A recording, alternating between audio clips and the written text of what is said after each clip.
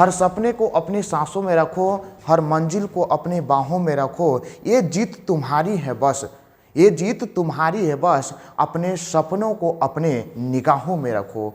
और उसी अपने सपने को अपने निगाहों में रख करके मेहनत आपको करना है। और आपको पता है कि झारखंड मॉडल सेट जो है जैक द्वारा मॉडल सेट दिया गया है, उसको में मैक्सिमम क्वेश्चन जो है आपका एग्जाम के व्यू से बहुत जो है इम्पोर्टेंट है, उसी तरह से आपका क्वेश्चन भी आएगा। इसीलिए हम आप लोग के लेकर के आए हैं क्लास 12 के ना जैक मॉडल सेट का वो चैप्टर वाइज हम जो है से आप लोग के प्रैक्टिस करवाएंगे और आप लोग उसको प्रैक्टिस करिएगा और ध्यान दीजिएगा उस पर। जो भी क्वेश्चन आपका आएगा सारा के सारा क्वेश्चन इंपॉर्टेंट है। इसीलिए मेरे प्रिय विद्यार्थी आप लोग जितने भी हैं सभी कोई जो है अब जो है ध्यान से पढ़िए, क्योंकि अब बहुत कम समय है, क्योंकि आपका फरवरी में एग्ज़ाम होने वाला है। तो अब जो है पूरी तरह से सारा चीज़ को एकदम छोड़ छाड़ करके अब पढ़ाई पर लग जाना है, क्योंकि विशेष ध्यान देना है आपको अब पढ़ाई पर। तो 2 मंथ बहुत ज़रूरी है आपका, जो हम आपको अब आप लोग के रेगुलर वीडियो आएगा, क्योंकि प्रत्येक चैप्टर वाइज करवाएंगे और फिर जो है से आपका हम क्रैश कोर्स भी लेकर के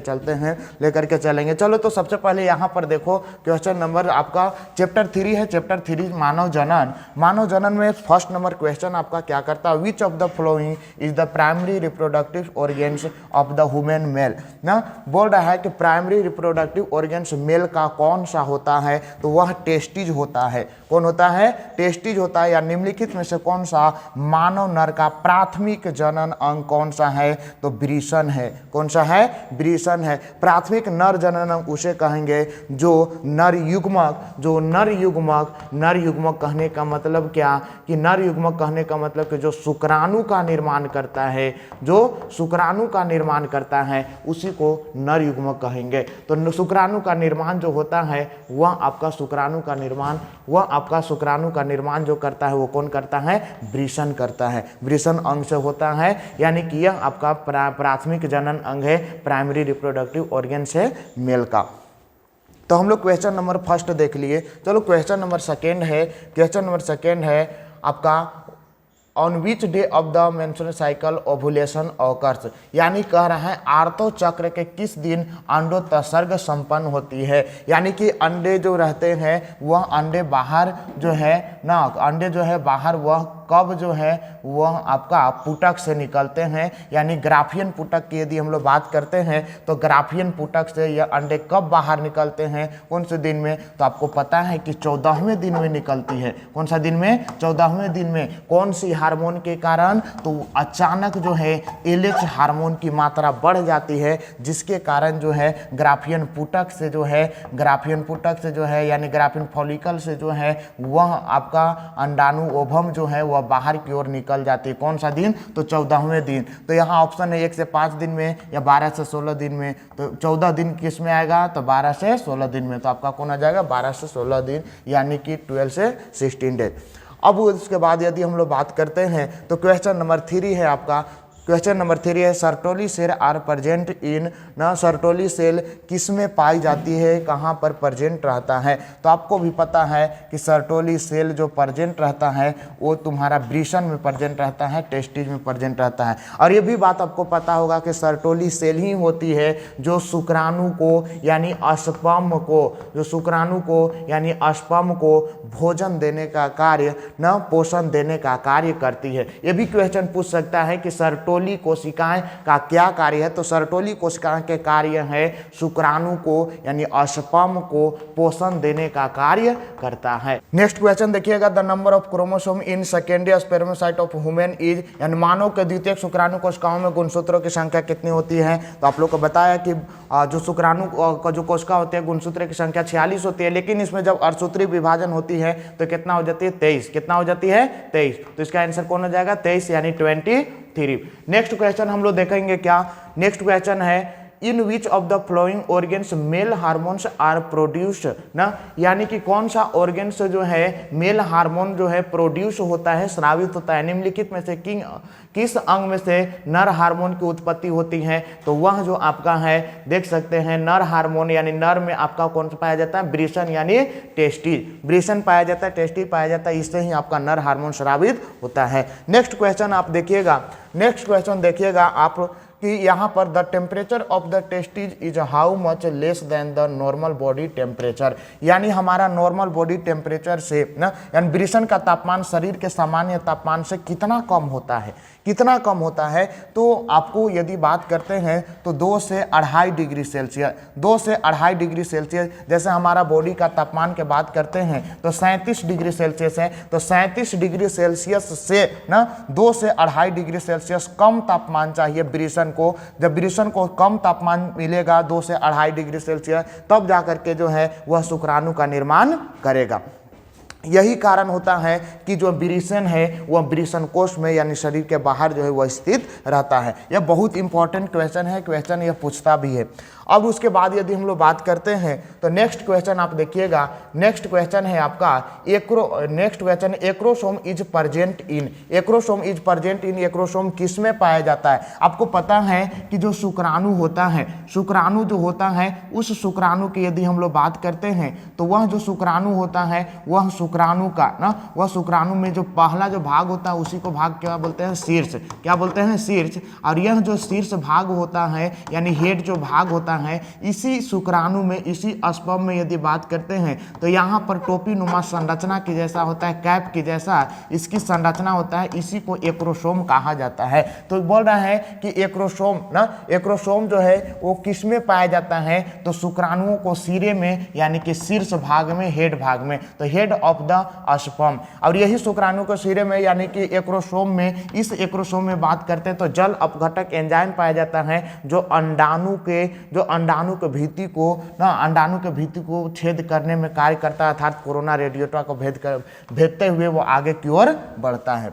अब यदि हम लोग बात करते हैं तो नेक्स्ट क्वेश्चन है मानव नर के शुक्राणुओं में होता है, मानव नर के शुक्राणुओं में होता है, क्या होता है, तो देखिए अलिंगी गुणसूत्र एवं एक एक्स गुणसूत्र, अलिंगी गुणसूत्र एवं एक वाई गुणसूत्र, अलिंगी गुणसूत्र एवं एक्स या वाई गुणसूत्र, अलिंगी गुणसूत्र एवं एक्स तथा वाई दोनों गुणसूत्र। आपको पता है कि अलिंगी गुणसूत्र भी होता है ना, अलिंगी गुणसूत्र ना मानव के नर शुक्राणु में होता है। तो मानव के नर शुक्राणु में जो होता है एक्स और वाई दोनों गुणसूत्र होता है, क्या होता है, एक्स और वाई। और अलिंगी की यदि हम लोग बात करते हैं, आपको पता है कि 23 जोड़ी जो होता है जिसमें से 22 जोड़ी जो है वह आपका अलिंगी होता है और एक जोड़ी जो होता है वह लिंगी होता है। तो लिंगी में आपका एक्स आता है एवं वाई आता है, एक्स आता है और वाई आता है, तो आपका डी ऑप्शन हो जाएगा, अलिंगी गुणसूत्र एवं एक्स तथा वाई दोनों गुणसूत्र।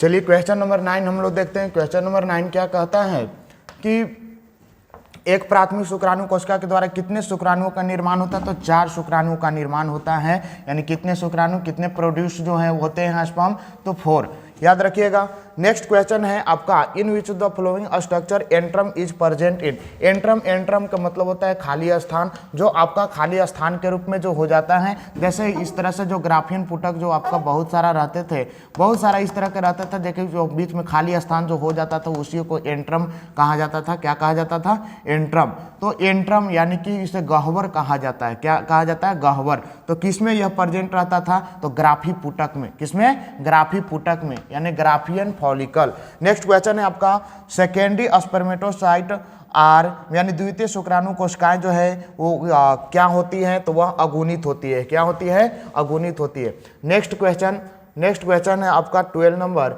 The structure formed after the ovulation by the rupture of Graafian follicle is called as ना, यानी कि यह कह रहा है कि अंडोत्सर्ग के पश्चात ग्राफी पुटक फूटने से बनने वाली संरचना को क्या कहते हैं, तो उसे कार्पस ल्यूटियम कहा जाता है। क्या कहा जाता है, कार्पस ल्यूटियम। और यह जो कार्पस ल्यूटियम होता है, यही कार्पस ल्यूटियम होता है जो कब बनता है, तो अब 14वें दिन बनता है। कौन सा दिन, 14वें दिन। कौन सा हार्मोन के कारण, तो LH हार्मोन के कारण, यानी अंडोत्सर्ग जो होती है वह LH हार्मोन के कारण ही होती है, 14वें दिन होती है, जिससे कार्पस ल्यूटियम का निर्माण होता है। और यही कार्पस ल्यूटियम होती है जो प्रोजेस्टेरोन हार्मोन का निर्माण करने में कार्य करती है। नेक्स्ट क्वेश्चन हम लोग देखेंगे।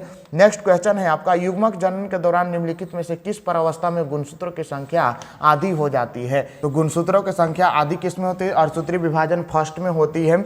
अब उसके बाद यदि बात करते हैं तो 400 शुक्राणु को निर्मित करने के लिए आवश्यक द्वितीय शुक्राणु की संख्या कितनी होनी चाहिए, यानी द्वितीयक शुक्राणु की संख्या कितनी होनी चाहिए, तो द्वितीयक शुक्राणु की की संख्या जो है आपका 200 होना चाहिए, यानी 200 होनी चाहिए ना। उसके बाद जो है आपका 400 का प्रोड्यूस होगा, निर्माण होगा। चलो देखना नेक्स्ट क्वेश्चन है आपका। नेक्स्ट क्वेश्चन है एक प्राथमिक अंडक से बनने वाले अंडाणुओं की संख्या, यानी the number of ovum produce from one primary oocyte. तो आपका एक ना 1 कौन होगा, 1 होगा, यानी कि 1 से जो है आपका ओवम की संख्या जो है आपका बढ़ेगी ना, प्राइमरी ओसाइट आपका बढ़ेगी।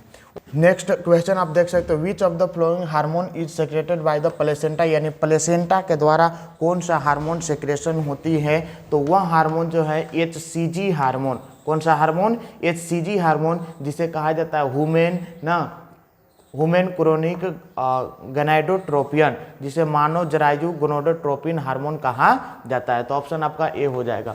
उसके बाद आपका नेक्स्ट क्वेश्चन है मातृ शरीर एवं विकासशील भ्रूण के मध्य गठित न संरचनात्मक एवं क्रियात्मक इकाई को क्या कहा जाता है। तो वो प्लेसेंटा यानी अपरा कहा जाता है, ठीक है, यानी अपरा प्लेसेंटा को ही कहा जाता है। नेक्स्ट है the place where the fertilisation of sperm and ovum take place inside the female body, यानी फीमेल बॉडी में फर्टिलाइजेशन कहाँ पर होता है। तो आपको बताया है एम्पुला में, कहाँ पर होता है, एम्पुला में। नेक्स्ट आपका यहाँ पर क्वेश्चन आएगा ना, स्त्री शरीर में वह स्थान ना, स्त्री शरीर में वह स्थान ना, वह स्थान जहाँ शुक्राणु एवं अंडाणु का निषेचन संपन्न होता है, तो वह तुम्बिका सकिनपथ योदन में। अब नेक्स्ट क्वेश्चन है वे कोशिकाएं जो सभी ऊतक एवं अंगों को उत्पन्न करने की क्षमता रखती है, वह क्या कहलाती है। तो वह स्टेम सेल कहलाती है, यानी the cell which are capable to develop all the tissue and organ are known as, यानी कौन सी सेल होती है जो सभी को उत्पन्न करने की जो है ना क्षमता रखती है। तो वह है आपका स्टेम कोशिका, स्टेम सेल।